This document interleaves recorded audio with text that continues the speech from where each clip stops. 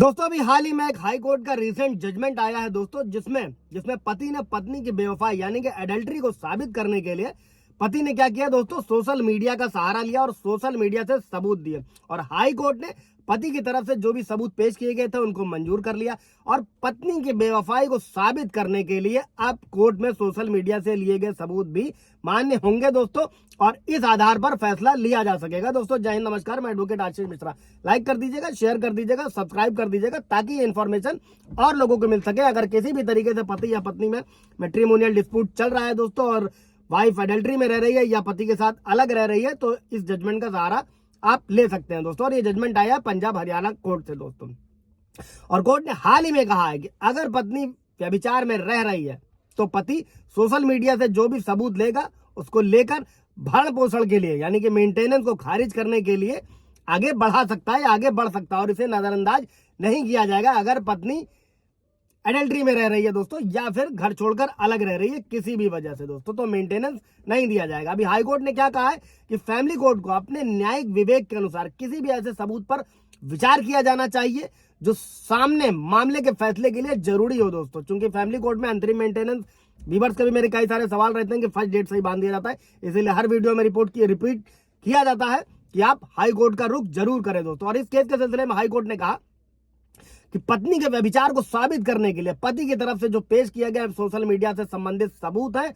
उस पर अदालत, जो भी कोर्ट है फैमिली कोर्ट से, वो अंतरिम भरण पोषण यानी कि अंतरिम मेंटेनेंस और मुकदमेबाजी पर जो खर्च हो रहा है उसके निर्णय के बारे में विचार कर सकता है। और कोर्ट ने यह स्पष्ट किया कि ये इस तथ्य पर ध्यान देना होगा कि ऐसी सामग्री भारतीय साक्ष्य अधिनियम, जो नया कानून लागू होता है, इससे पहले इंडियन एविडेंस एक्ट था, और भारतीय साक्ष्य अधिनियम के प्रावधानों को पूरा करती है या नहीं करती है। और हाईकोर्ट ने कहा कि वर्तमान में सामाजिक जीवन जो है दोस्तों वो फेसबुक, ट्विटर, इंस्टाग्राम, व्हाट्सएप जैसे सोशल मीडिया प्लेटफॉर्म और ऐप पर बड़े रूप से खुले तौर पर कहीं ना कहीं जुड़ा हुआ है दोस्तों। और सिंगल बेंच ने ये कहा था, कोर्ट ने ये कहा था कि फोटो, टेक्स्ट कंटेंट के लेन देन सहित जो भी सोशल नेटवर्क के फुटप्रिंट्स हैं, सबूत के लिए अच्छी तरह से मैप उन्हें किया जा सकता है और कोर्ट उसको उसका न्यायिक संज्ञान ले सकती है। अभी केस क्या था दोस्तों कि हाई कोर्ट जो था वो फैमिली कोर्ट के आदेश के खिलाफ एक पति ने याचिका दायर करी थी और उसी पर सुनवाई कर रहा था, जिसमें फैमिली कोर्ट ने पत्नी को हर महीने 3,000 रुपए का अंतरिम मेंटेनेंस और 10,000 रुपए का एक मुफ्त मुकदमेबाजी का जो खर्च है उसका निर्देश दिया था। और पति की तरफ से हाई कोर्ट में आरोप लगाया गया कि पत्नी दूसरे के साथ में रह रही है, इसलिए वो सीआरपीसी की धारा 125 के तहत अंतरिम भरण पोषण पाने की हकदार नहीं है दोस्तों, जो कि अब नए कानून लागू हो गए तो भारतीय नागरिक सुरक्षा संहिता की धारा 144 के तहत होगा। और उन्होंने यह दावा किया,